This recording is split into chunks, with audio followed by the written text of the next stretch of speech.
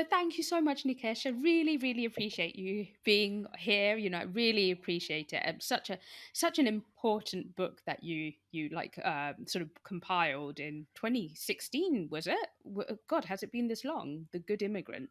Yeah, 5 years ago.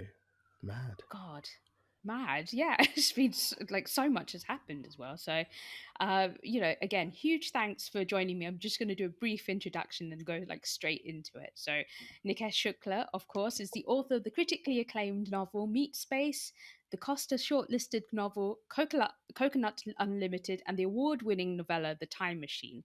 His most recent works are Brown Baby, a memoir of race, family, and the newest book this year is Your Story Matters. So we'll definitely come back to this. And he also wrote the short film Two Dosas and the Channel 4 sitcom Kabadasses.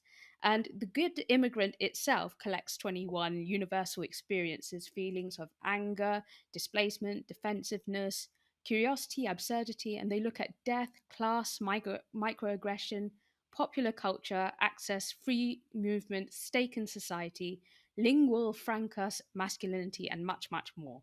So, a huge, huge undertaking with this book, obviously, covering huge, huge subjects. So, when you started it, what was your kind of thinking of what is a good immigrant? I didn't even think that, I don't think.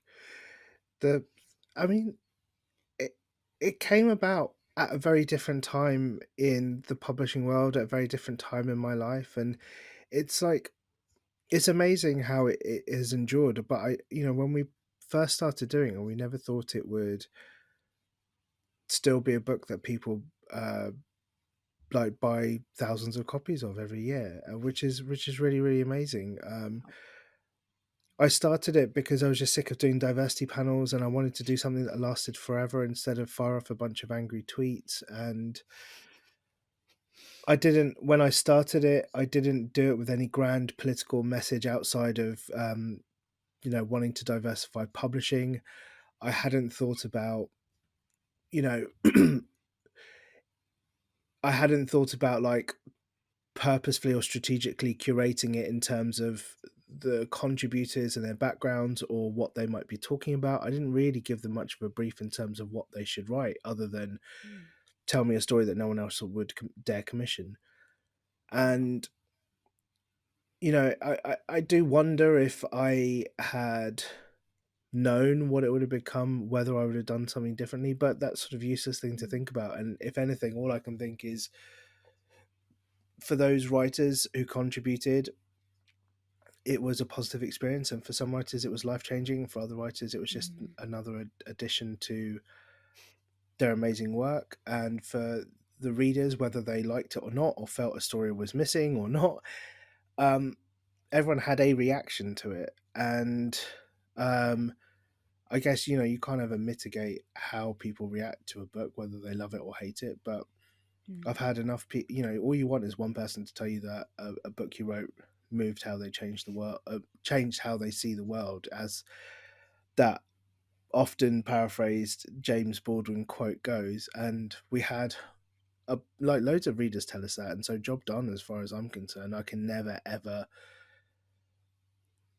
like, I don't think I will ever do another thing in my career that has that impact. And that's fine, because the novels that are just, the books that are just by me, they are my own sole interest, or they are my that line of interrogation that I'm on at that time. But the Good mm. Immigrant I really see as like a big community project, a big family project. And to think of it otherwise, I don't know if it would have had the same impact. Hmm. Yeah, wow. I can't believe it. Exactly 5 years later, and people are still talking about it.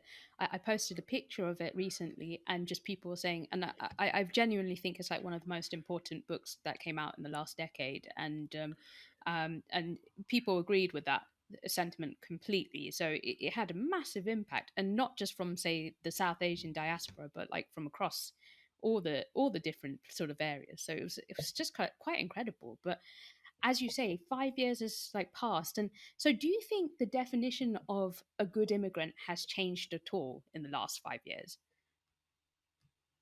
Why?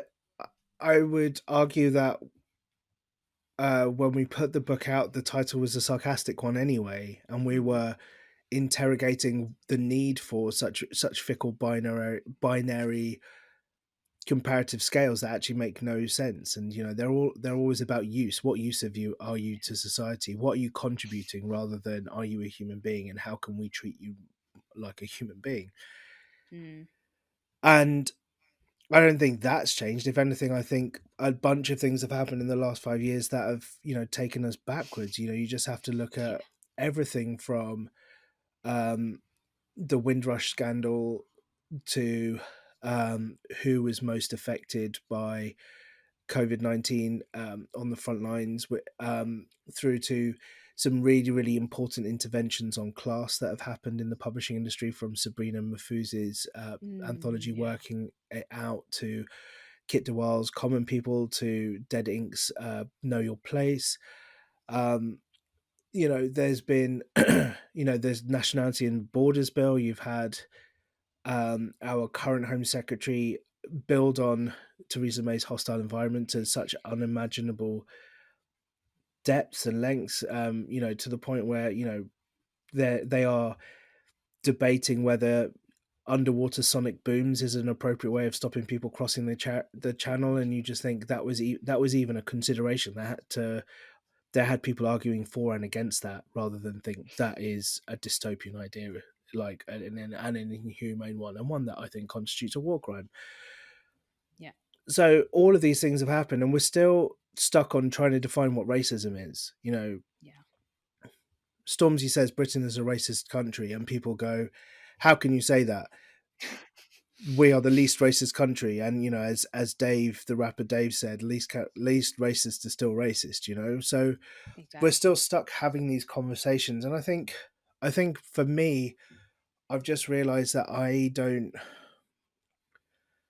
don't personally feel like the best use of my voice and my time is having these conversations on Twitter. Yeah. um I think, whatever other people want to do to help the cause or to push forward a progressive agenda is amazing. But for me, I just think, I've realized over the years that when I first set out to be a writer, I just wanted to be a comedy writer. I didn't want to be a Oh. race expert. Or I had no designs on doing a book like The Good Immigrant. And actually, to do a game changing book like The Good Immigrant, and then try and continue to be a race commentator in a world where you have amazing people like Emma Darbury and Reni Lodge and Akala and Kahindi Andrews, and all of these amazing people, much smarter than me, doing all this amazing research and academic work and brilliant stuff. Like, I should just go back to writing comedy. And so, but that's what I set out to do. Mm, They are much, much smarter than I could ever dream of being. And I'd much rather I'd much rather do what I'm good at, I think. yeah, no, I get that. Yeah, totally. Because you get boxed in, isn't it, after a while, with as soon as you start having that conversation, isn't it?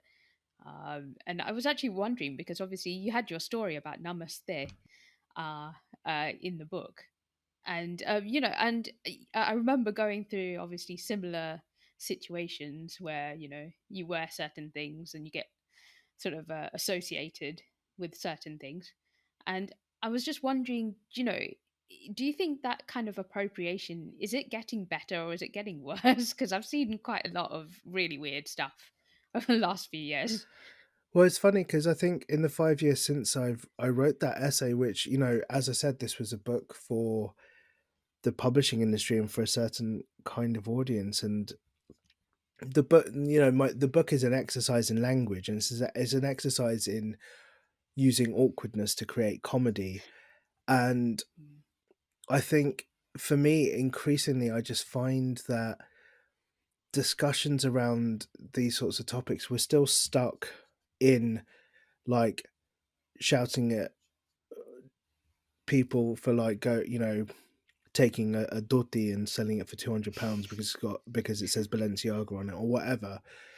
And that's fine if that's what people want to do, but I don't think that will ever change any systems. And I think Mm, increasingly for myself, I want to put my energy into thinking about how the government is increase trying to introduce increasingly fascist bills, like the nationality and yeah, borders bill, like the recent bill on protest, that yeah, the all the kill the for bill sure. protests were about. And for me where I'm at personally, that's where I think I'd much rather put my political energy, because I just think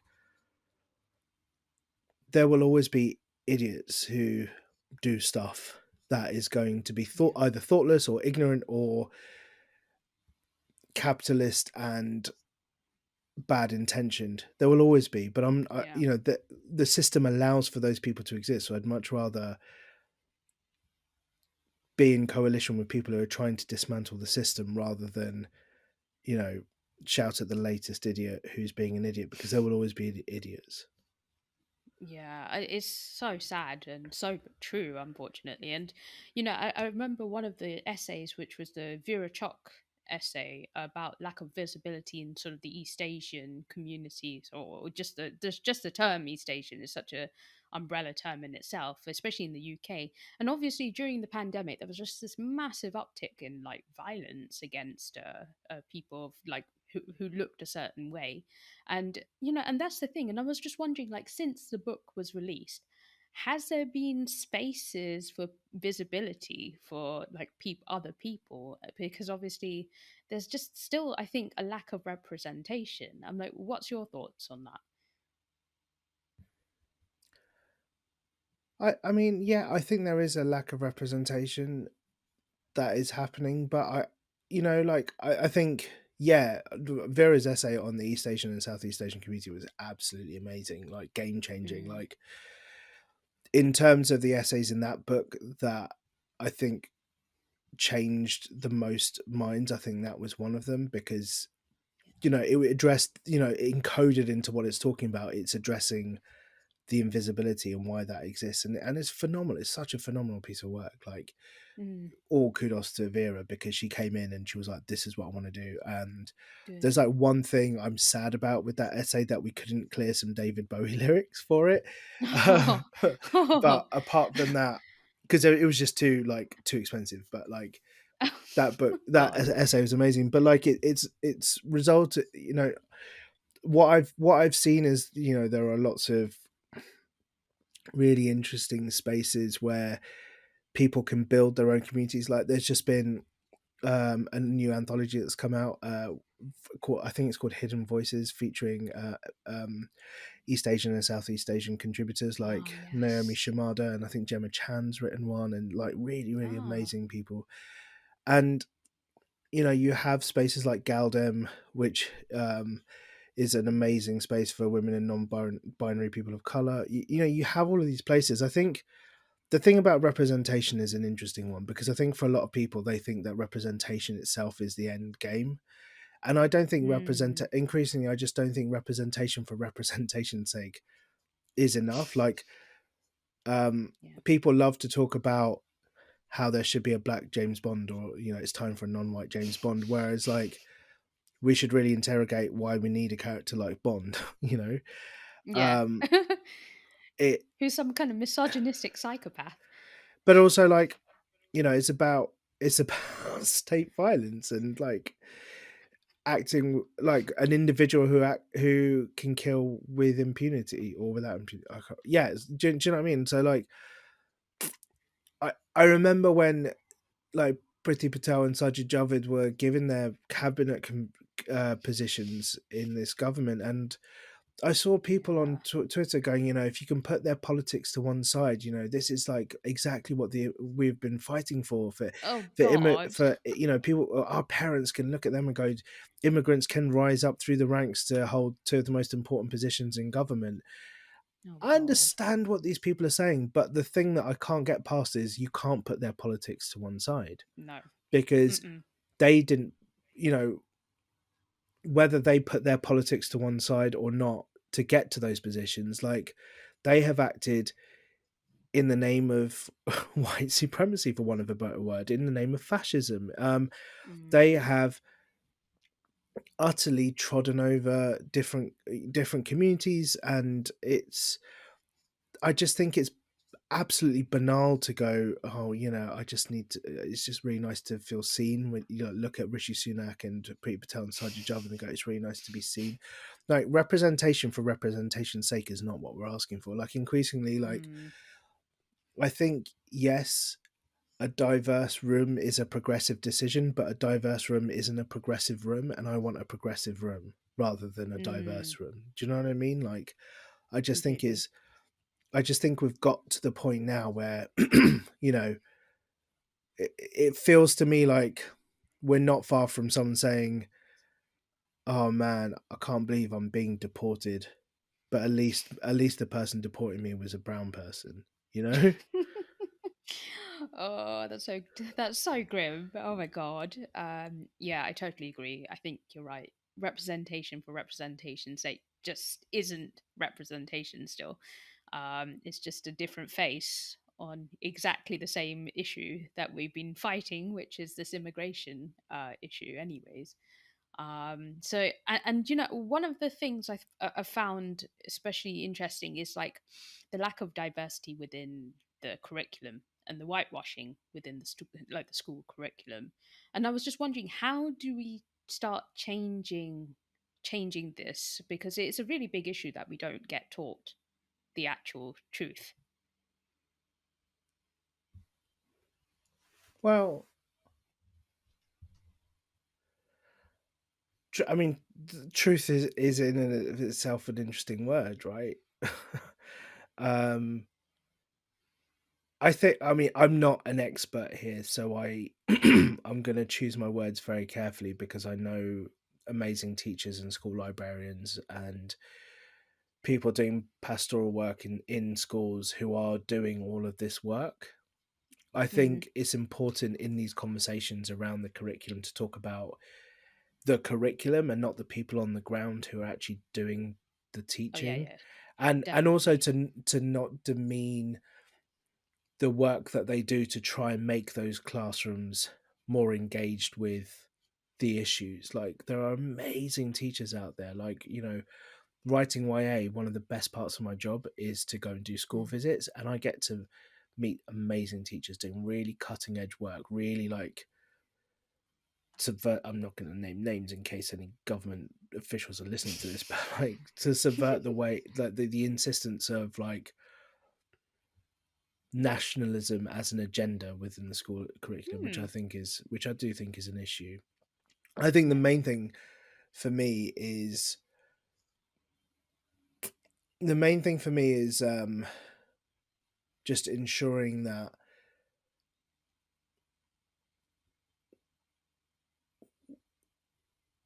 Sorry, cut that bit. I've probably said enough.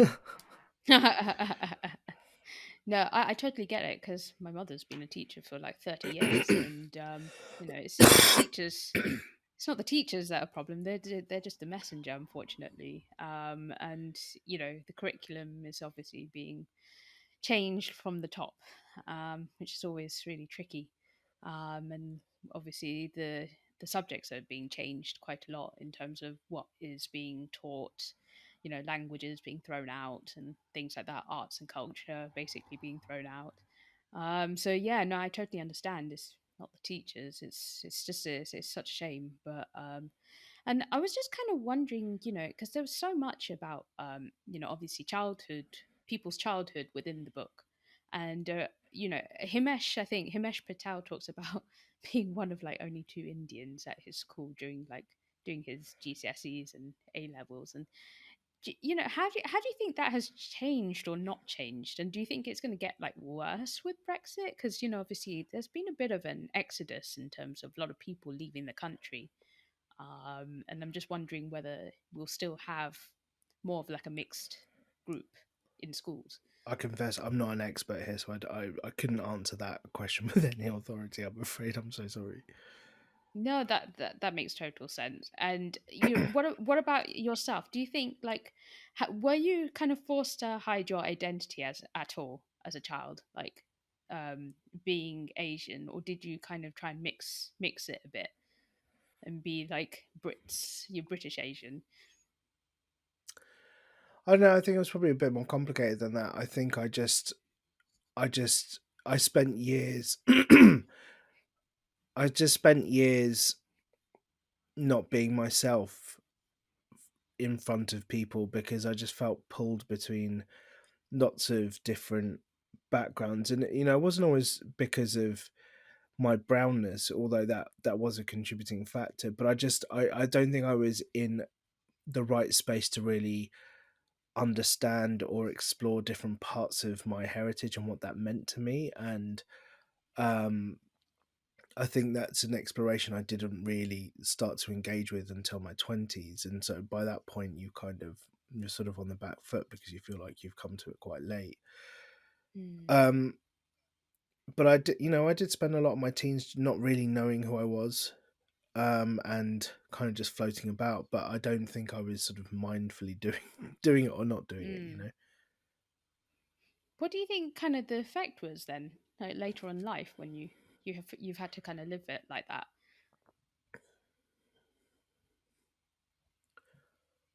I don't know. Just feel very much me. I'm glad I'm now at the stage in my life that I know who I am.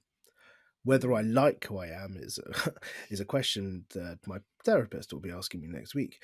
But or I'm being silly, but like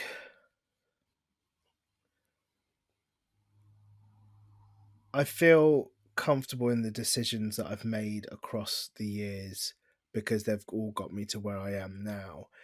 And I do think, God, I wish I could make the confusion of being a teenager easier for my teenage self. But then part of being a teenager is being confused because you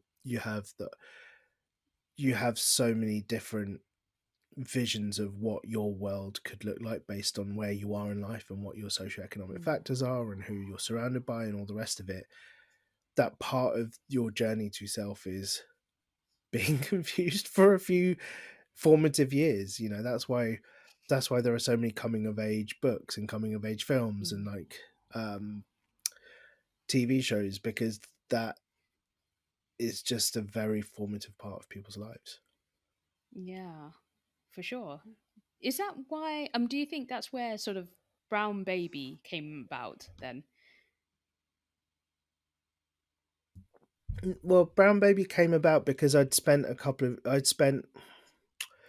2015 to 2018 thinking about race and racism, and I was in a really bad place mentally because I'd sort of been given this platform to talk about these issues, and it wasn't necessarily a platform that I wanted. My feeling was Mm, always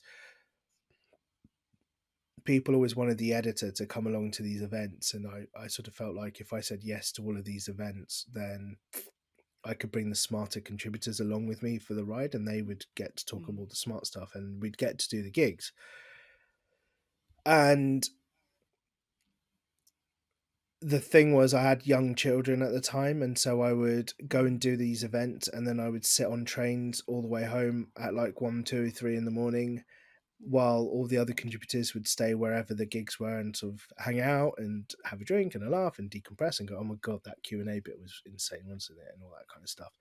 And I didn't get to do any of that. I just spent a lot of time by myself just processing the fact that my entire evening had been spent talking about racism, and it really messed with my head, if I'm being honest. Like, I was in a really low place. I mm, I was in a, you know for all of the good that book did me, and like, I could everything I've done. The only thing people ever want to talk to me about is a Good Immigrant. I could write like an award-winning sitcom next year, and people will still go, "So tell me what led you to do the Good Immigrant." And that's all great and everything. Like, I understand the importance of that book, and I don't wish to undermine what it means for people. But like, there was just a time in my life where I was like, I can't do this. I'm not mm, reacting to this very well, and I wanted to start writing about joy. I didn't want to just write about all of the horrific stuff that was going on. I wanted to write towards joy, and so so Brown Baby. Um, So Brown Baby basically became a way of me writing about joy. Now, in order to write towards joy, you have to write through the pain, right? Because that's what makes the joy even Mm. more transcendent. And so, like, the central question I wanted to ask myself with that book was, how do we raise our kids to be joyful in a world that seeks to make us miserable? You know, I know that's a central question that people have disagreed with. Even some people on the podcast that I've hosted of the same name, and that's great. Like, I love listening to people's different perspectives on how they do answer this question with their kids, or whether they even think the world is that bleak to begin with, or whether it's you're the bleak one. The world is what it is. Mm. And for me, the world felt bleak because of the work I was doing, and so I wanted to write towards joy for my kids. I wanted to give them something, give them a way of being, or just tell them something about myself, something honest about myself. And that's what that book became. God, yeah. No, I totally get that. It's so true. I'm like, and we've had so many like really just terrible things, as you say, in the last 5 years happen. And actually, like, so how did you navigate yourself through those kind of really painful situations, like the Windrush scandal, the George Floyd's murder as well now as well? I'm like, how did you find joy between all of that? I mean, all of this stuff happens politically or in the world, or because of systems, or because of institutions, or because of the horrific way people are. And you read about it, and you're at home and you're with your kids, and you realize that I can't change the world, but I can help my children see the world for what it is. And so I just spent a lot of time, like, trying to be honest with them about the way the world was, and helping them to navigate those really, really tricky conversations. And I wanted the book to be a reflection of that, because I'm not the only parent having these conversations with my kids. And, like, apart from the odd books here and there, how do we make ourselves, how do we feel less alone in having these conversations, or deeming these conversations important to have in the first place? That was part of what I wanted to do. Hmm. Yeah, definitely. And well, I'm looking forward to actually reading, obviously, the new book, because obviously I'm hoping this addresses quite a lot of the slightly more joyful side of it. Because you're right, and I was wondering actually if you were ever, I know obviously at this point probably not, but if you were going to write The Good Immigrant in 2022 and perhaps change it, what would you change and what narratives would you add? What would you try and do differently? I would get someone else to do it, if I'm being honest. Like, I think, you know, in terms of my curatorial interests, that book is what it is. And so a new version of it wouldn't be that different, and actually Mm. be much, much more interested in what other people are interested in talking about. I'd be much more interested in what another editor would do with that space, rather than what I would do differently, Mm. because I don't know if I would, because I am who I am. I'm the type of reader I am, and I'm the type of writer I am. Yeah. Oh, that's interesting. So you wouldn't necessarily like redo it or change it for like the new times, and because obviously you had the American version, isn't it, as well? So um yeah, I'm like so obviously they've also taken it and put their own narratives into it, which is obviously, and you've been there as sort of the coach essentially, isn't it, to guide them through it. What, the American one? Mm. Yeah, like, we did the American one because, like, it was impossible to ignore Trump, and I'd had such a lovely experience doing The Good Immigrant at, like, in the writing and editing of it.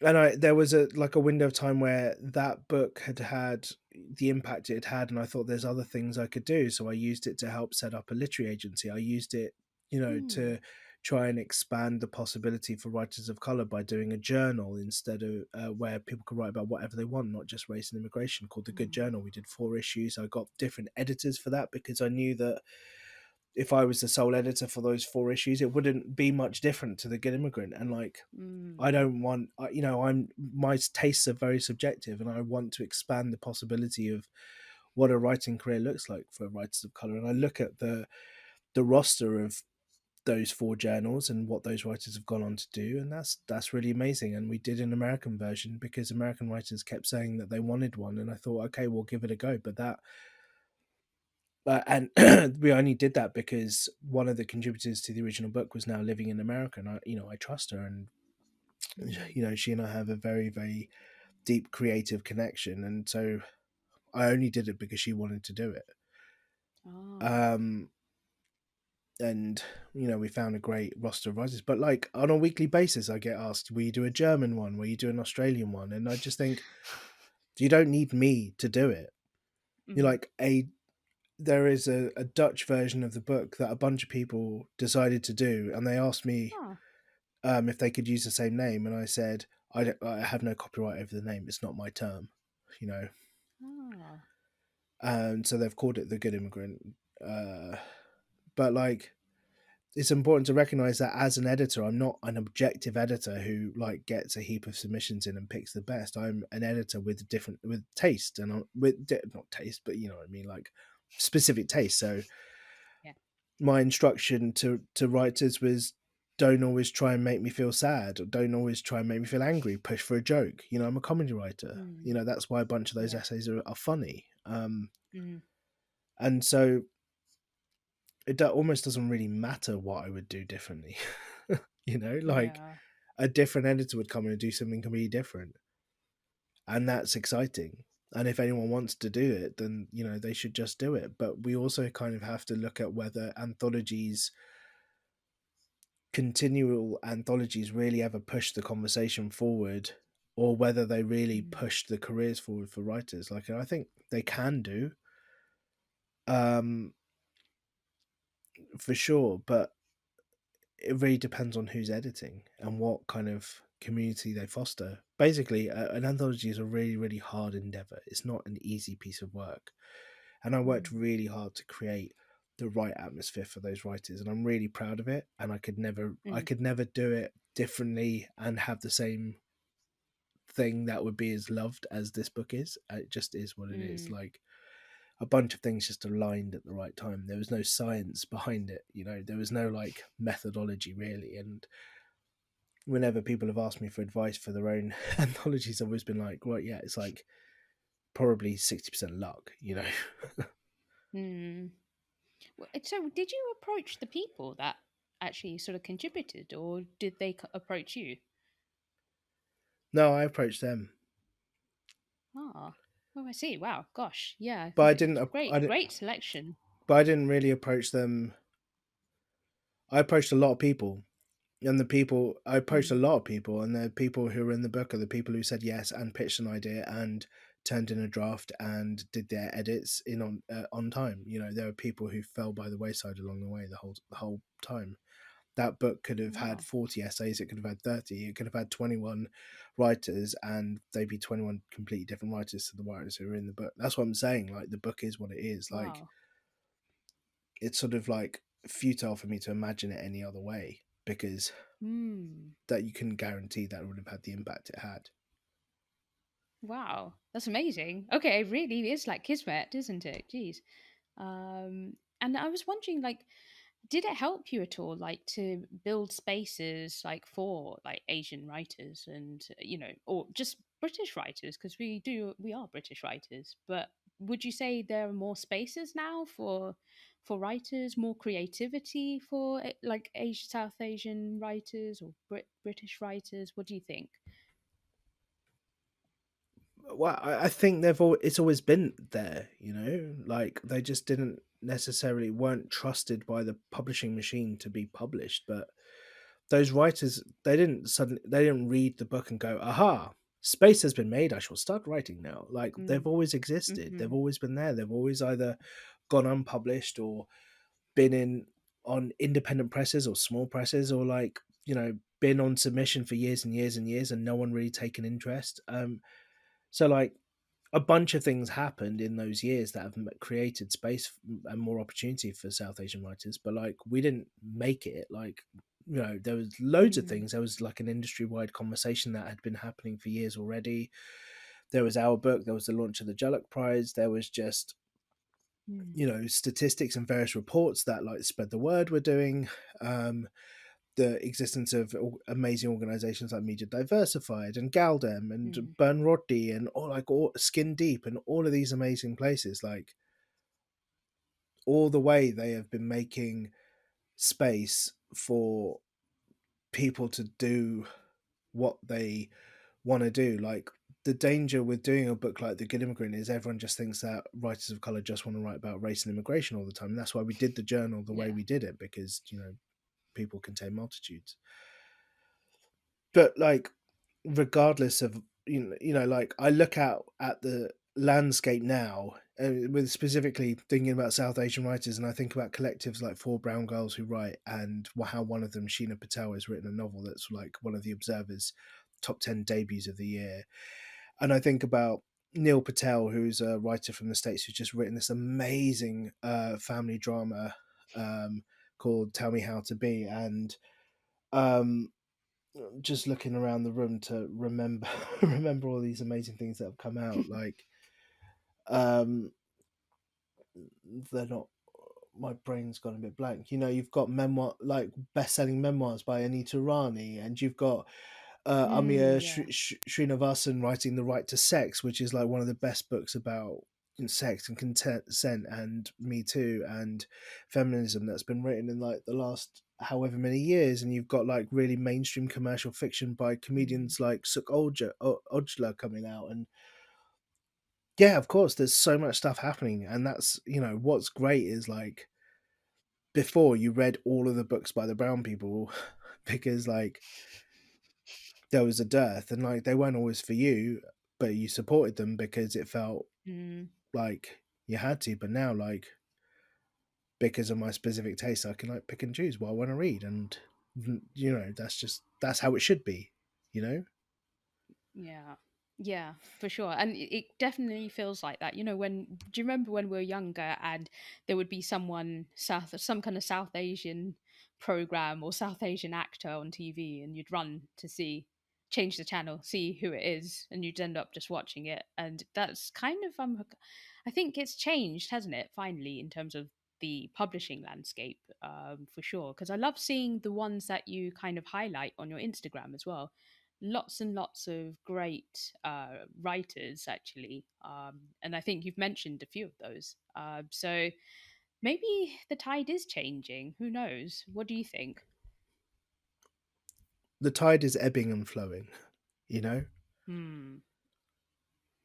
It ebbs and Right. flows, and right now there's loads of great stuff happening, you know. But you know, there's like loads of really great crime writers, like brown crime writers at the moment. You know, like Imran Mahmood just had like my friend Sam Masood made the TV show of his book. Hmm. Oh my god, the name's going out of my head. You don't know me. Um, you know, Abir Mukherjee, A. Dand, Ah, yes. like Simon Mir, um, uh Vasim Khan, like all of these amazing people. Like there is stuff happening. Like you know, I bristle a bit when people are to this day saying like, oh, there's still like such a lack of representation, because there is stuff happening, and there was always stuff happening. The thing that we were always talking about was like that stuff didn't get the billboards, and it didn't get like the review space, and it didn't get like Hmm. the advances it deserved, and it was never put out on like a big publisher and all that kind of stuff. And whether you need all of that stuff to have a healthy literature ecology is up for debate. I'm sure people would go, well, do you really need that, like if you're writing literature?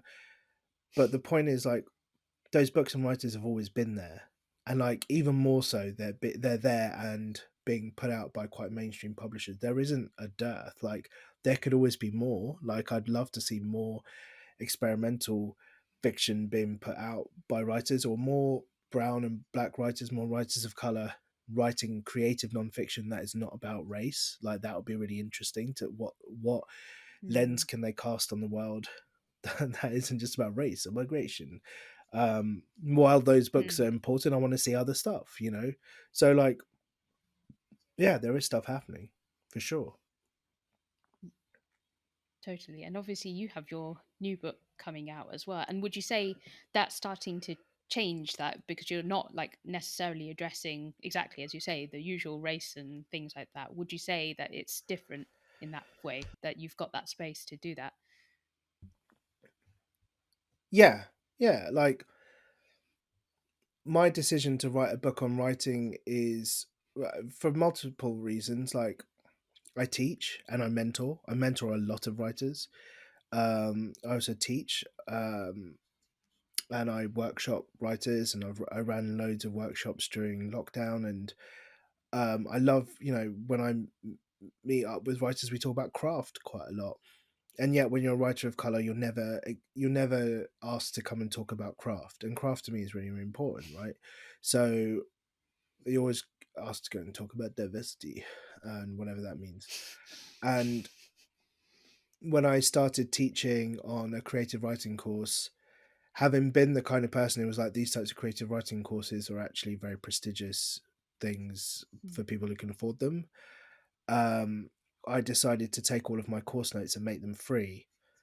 Um, Hmm. and so I started up a free newsletter where I would just post my course notes every week, and it gained quite a big following.